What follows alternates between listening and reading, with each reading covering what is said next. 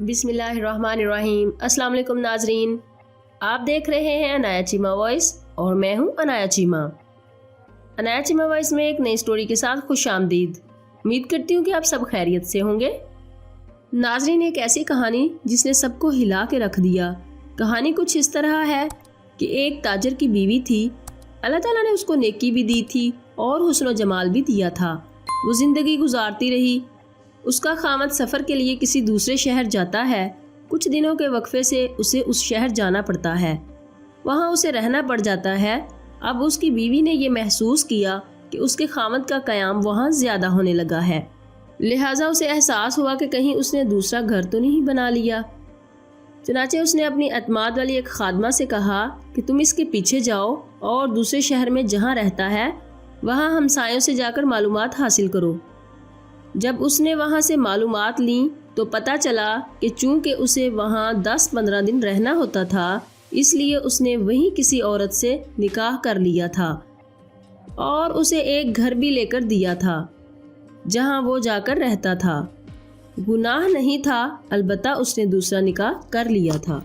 जब उस औरत को कंफर्म हो गया तो उसने सोचा कि मेरे खामद ने निकाह तो कर लिया है, अगर झगड़ा करूँगी तो खामद को खामखा मेरे सामने शर्मिंदगी होगी, या ये भी हो सकता है कि मेरा खामद खुलम खुला कह दे कि मैं उधर भी वक्त दूंगा और इधर भी दूंगा।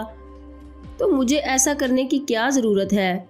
जो मोहब्बत की मसावात मेरे और मेरे खामद के दरमियान है, क्यों ना मैं इसी को बरकरार रखूं। ये सोचकर उसने पर्दा रखने का इरादा कर लिया। चुनाचे वो अपने खामद के साथ उसी मोहब्बत के साथ रहती रही। हालांकि उसे यकीन था कि जब ये दूसरे शहर में कारोबार के लिए जाता है तो वहाँ उसकी दूसरी बीवी भी मौजूद है। अल्लाह की शान के कुछ महीनों के बाद खामद की वफ़ात हो गई। जब खामद की वफ़ात हुई तो उसका जितना सरमाया था वो सारे का सारा उसी बीवी के पास था। जब उसकी तदफीन का मरहला मुकम्मल हुआ और उसकी विरासत की तकसीम का वक्त आया तो उसकी बीवी ने अपना हिस्सा भी अलग किया और दूसरी बीवी का हिस्सा भी अलग कर दिया। और उसी औरत को जिसने उसको बताया था कि उसका दूसरा निकाह भी है, उसको बड़ी राजदारी से कहा कि किसी को पता भी ना चले और कोई मेरे खामद पर बात भी ना करे, लेकिन उसकी विरासत में उसकी बीवी का शरई हक है। मुझे क़यामत के दिन अल्लाह के यहाँ जवाब देना है, उसका हक मैं नहीं खा सकती। लिहाजा ये पैसे ले जाओ और उसे कहो कि तुम्हारे खामद की मिरास में से ये तुम्हारा हिस्सा है, इसे वसूल कर लो। वो औरत वो रकम लेकर खातून के पास गई। वो काफ़ी सारी रकम थी। उसने जाकर उससे बात की कि उसके खामद की वफ़ात हो गई है और उसकी बीवी ने उसकी विरासत में से तुम्हारा हिस्सा निकाला है, क्योंकि तुम भी आखिर उसकी बीवी हो। वो अगर तुम्हारा हक खाएगी तो वो क़यामत के दिन अल्लाह को जवाब नहीं दे सकेगी। लोगों को तो पता नहीं मगर अल्लाह को तो पता है, लिहाजा तुम ये अपना हिस्सा वसूल कर लो। उस औरत ने वो रकम पकड़कर कहा कि अल्लाह उसका भला करे।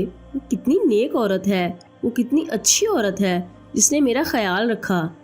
फिर उसने कहा कि तुम ये माल मेरी तरफ से ले जाकर उस औरत को वापस कर दो, इसलिए कि इस खामद ने मरने से 1 हफ्ता पहले मुझे तलाक दे दी थी और उस तलाक का पता या मुझे है या मेरे अल्लाह को है।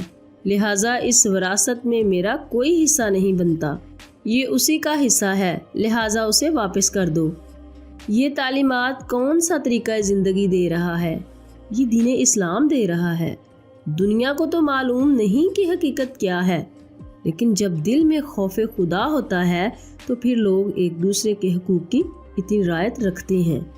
तो नाज़रीन, उम्मीद है मेरी ये वीडियो आपको पसंद आई होगी, और अगर पसंद आई हो तो इसे लाइक और शेयर ज़रूर कीजिएगा। मेरे चैनल को सब्सक्राइब करना मत भूलें। नाज़रीन, अपना ख्याल रखिएगा। अनाया चीमा को दुआ में याद रखना। अल्लाह हाफिज़।